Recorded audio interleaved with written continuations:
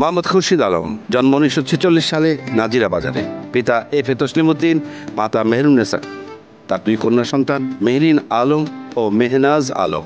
তার সহধর্মিনীর নাম রিনা আলম। গানের মানুষ সঙ্গীত শিল্পী খুরশিদ আলমের গ্রামের বাড়ি জয়পুরহাটের কালাই থানায়।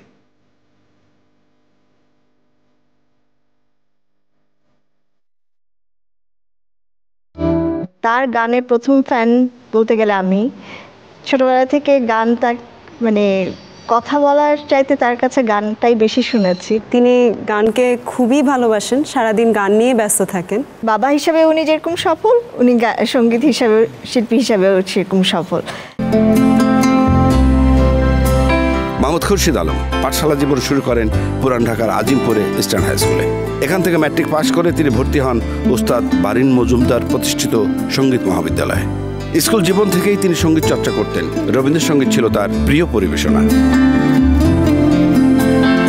খুরশিদ আলমের গলা খুব সাবলীল, একটা সাধারণ মাধুর্য আছে, যেটা বলা যায় ঈশ্বর দত্ত।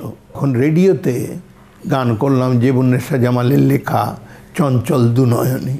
আমার জীবনের প্রথম ছবি মিস প্রিয়ংবদা কলকাতায়, আর ঢাকায় প্রথম ছবি আগন্তুক।